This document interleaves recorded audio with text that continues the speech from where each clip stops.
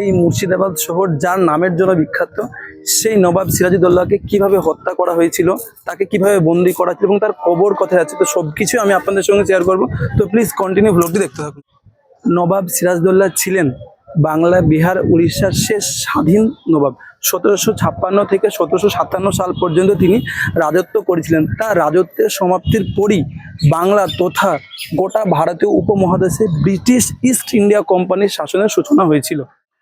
সিরাজউদ্দৌলার প্রকৃত নাম ছিল নবাব মির্জা মুহাম্মদ সিরাজউদ্দৌলা এবং নবাব সিরাজউদ্দৌলার পিতার নাম ছিল জৈনুদ্দিন আহমদ খান এবং মাতার নাম ছিল আমিনা বেগম। তিনি 1733 সালে জন্মগ্রহণ করেছিলেন এবং 1757 সালে জুলাই মাসে তিনি মৃত্যুবরণ করেন। এবং তার জীবনে আমরা 3টে বিবাহ পাই, যেটা ইতিহাস থেকে।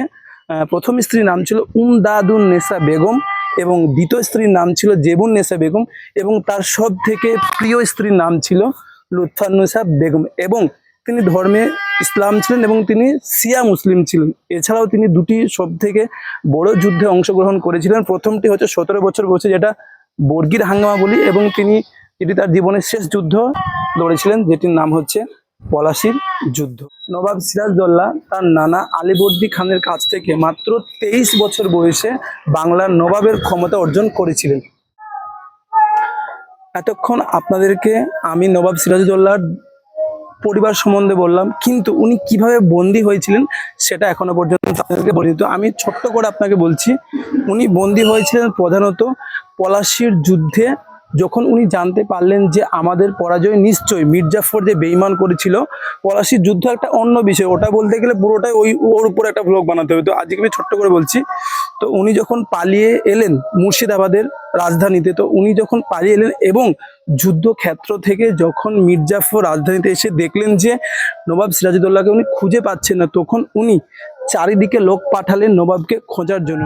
1757 সালের 3রা জুলাই নবাব সিরাজউদ্দৌলা মহানন্দা নদীর স্রোত অতিক্রম করে এলেও তাতে জোয়ার ভাটার ফলে জল কমে যাওয়ায় নাজিমপুরের মোহনায় এসে তার নৌকো আটকে যায়। তিনি নৌকো থেকে নেমে খাবার সংগ্রহের জন্য নিকটবর্তী একটি মসজিদের বাজারে তিনি আসেন এবং এখানে এসে সেখানকার কিছু স্থানীয় লোক তাকে চিনে ফেলে এবং মির্জাফরের সৈন্যদের খবর দেয়। এছাড়াও আরেকটি মত আছে প্রচলিত যে সেখানে এক ফকির ইতোপূর্বেই সে নবাবের কাছ থেকে শাস্তি প্রাপ্ত হয়ে তার একটি কান হারিয়েছিলেন, তো সেই জন্য সে নবাবকে চিনে ফেলে সে সৈন্যদের খবর দিয়ে দেয়। এছাড়াও আরেকটি মত আছে যে তিনি যখন নৌকো থেকে নেমে বাজার করতে যাচ্ছিলেন, ঠিক সেই সময় তার পায়ে কিন্তু সোনার জুতো ছিল। আসলে নবাব পুরো ছদ্মবেশ চেঞ্জ করলেও উনি মাথায় ছিল না যে উনি জুতোটা উনি চেঞ্জ করতে পারেন। তো এই জন্য তখন সেখানে সৈন্যরা এসে নবাবকে বন্দি বা আটক করে ফেলে এবং সৈন্যরা তাকে নিয়ে চলে আসে রাজধানী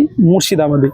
নবাব যখন বন্দী হয়েছিলেন তখন তার সঙ্গী ছিল তার প্রিয়তম স্ত্রী লুৎফা বেগম এবং তার 4 বছর বয়সী কন্যা উম্মে জোহরা। ঠিক সেদিনই 3রা জুলাই বা কেউ বলে থাকে যে 4ঠা জুলাই, মির্জাফরের নির্দেশে তার পুত্র মিরনের তত্ত্বাবধানে মুহাম্মদ বেগ নামের এক ঘাতক নবাবকে হত্যা করে এবং হত্যা করার পরে কথিত আছে যে নবাবের দেহটাকে হাতির উপর চড়িয়ে গোটা মুর্শিদাবাদ শহর ঘোরানো হয় এবং তাকে সমাধি দেওয়া হয় খোশবাগে। সো গাইস, আমরা তো এখন খোশবাগে যাবো। তো যাওয়ার জন্য প্রথমে আমাদেরকে, এটা হচ্ছে লালবাগ সদরঘাট, তো এখান থেকে দেখতে পাচ্ছেন ফেরি, এই ফেরিতে করে আমরা যাবো ওপার। তো ওপারে গিয়ে কি ব্যবস্থা সবকিছু আপনাদের সঙ্গে শেয়ার করবো। তো প্লিজ কন্টিনিউ ব্লগটি দেখতে থাকুন।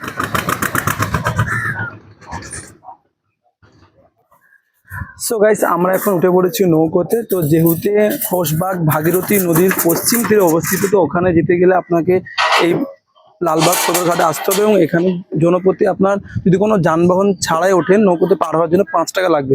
তো আমরা ওপার যাচ্ছি, গিয়ে আপনাদেরকে পুরোটা দেখাবো।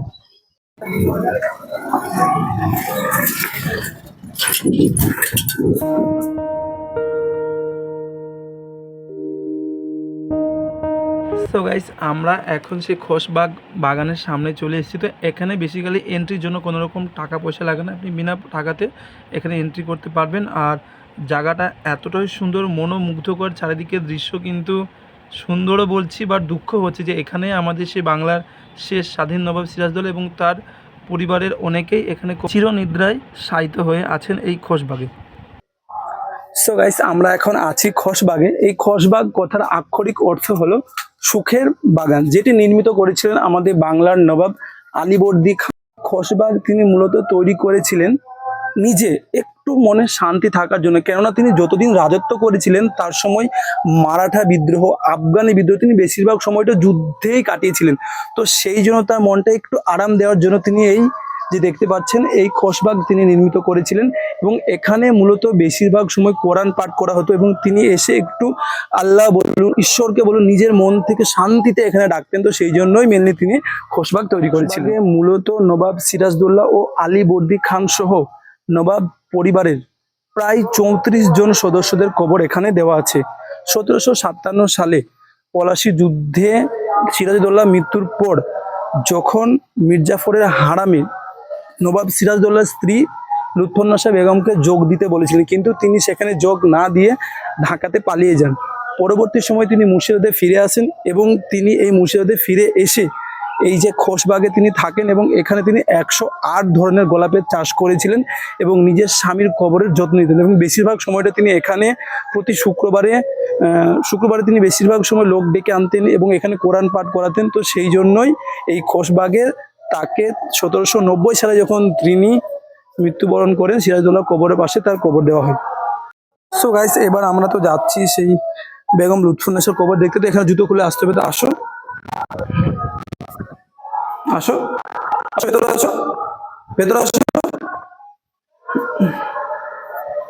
সো গাইস, এই হচ্ছে সেই বেগম লুৎফুন্নেসা কবর। এটা হচ্ছে সেই বেগম লুৎফুন্নেসার কবর। বাংলার শেষ স্বাধীন নবাব সিরাজউদ্দৌলার তৃতীয় প্রিয়তম স্ত্রীর কবরের সামনে এখন আমরা দাঁড়িয়ে আছি। তো ইনি প্রথমত নবাব সিরাজউদ্দৌলার নানি যান শরীফুন্নেসা বেগমের হিন্দু পরিচালিকা ছিলেন। সিরাজদৌল্লা ওনাকে দেখে এবং ওনার পছন্দ হয়, তো সিরাজদৌল্লার পছন্দের পর ওনার সঙ্গে বিয়ে দেওয়া হয়, এবং বিয়ের পর ইনার নাম পরিবর্তন করে রাখা হয়। সিরাজ নিজে নাম রেখেছিলেন লুৎফুন্নেসা বেগম। এবং এটি হচ্ছে নবাব সিরাজউদ্দৌলার যে 4 বছর বয়সী কন্যা যখন নবাব বন্দী হয়েছিলেন, সেই উম্মে জোহরার কবর। এখন আমরা আছি বাংলা, বিহার, উড়িষ্যার শেষ স্বাধীন নবাব সিরাজউদ্দৌলার কবরের সমাধি। এটাই সেই সিরাজউদ্দৌলার কবর বা এখানে সমাধি দেওয়া হয়েছে। এবং এর থেকে একটু পাশে এলে যেটা দেখতে পাবেন, এই কবরটি হচ্ছে নবাব আলীবর্দী খানের কবর। এটা হচ্ছে নবাব আলীবর্দী খানের কবর। আর এই হচ্ছে নবাব সিরাজউদ্দৌলার কবর। এই হচ্ছে নবাব সিরাজউদ্দৌলার স্ত্রী প্রিয়তম লুৎফুন্নেসা বেগমের কবর।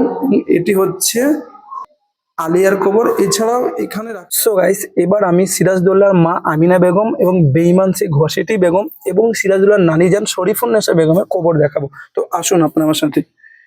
এই যে ঢুকে দেখতে পাচ্ছেন, এটি হচ্ছে সেই আমাদের বাংলা, বিহার, উড়িষ্যার শেষ স্বাধীন নবাব সিরাজউদ্দৌলা, যার নামে গোটা মুর্শিদাবাদ মানুষের চেনে।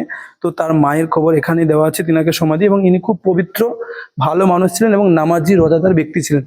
এছাড়াও এরপরে ইনার বোন এবং সিরাজউদ্দৌলার খালাম্মা যান যে বেঈমান ষড়যন্ত্রকারী ঘসেটি বেগমের কবর এখানে দেওয়া হয়েছে। ঘসেটি বেগম যেমন বেঈমান করেছিল, এই বেঈমানের সাজাও পেয়েছে। 1760 সালে মির্জাফরের পুত্র মিরনের নির্দেশে ঘসেটি বেগম এবং মা আমিনা বেগমকে পানিতে ডুবিয়ে হত্যা করা হয়। আমি আপনাদেরকে দেখাচ্ছি, এই যে দেখতে পাচ্ছেন, এটি হচ্ছে বাংলার শেষ স্বাধীন নবাব সিরাজউদ্দৌলার নানি যান শরীফুন্নেসা বেগম। শরীফুন্নেসা বেগম সিরাজউদ্দৌলাকে খুব ভালোবাসতেন এবং আলীবর্দী খানেরও সিরাজউদ্দৌলা খুব প্রিয় ছিলেন। তো এই সেই নানি যান শরীফুন্নেসা বেগমের কবর। সো গাইস, আজকের ব্লগটি কেমন হলো অবশ্যই জানাতে ভুলবেন না। যদি ভিডিওটি ভালো লেগে থাকে অবশ্যই লাইক এবং কমেন্ট করুন, পারলে শেয়ার করে দিন। দেখা হচ্ছে নেক্সট কোনো ব্লগে। ততক্ষণ ভালো থাকুন, সুস্থ থাকুন, পরিবারের খেয়াল রাখুন।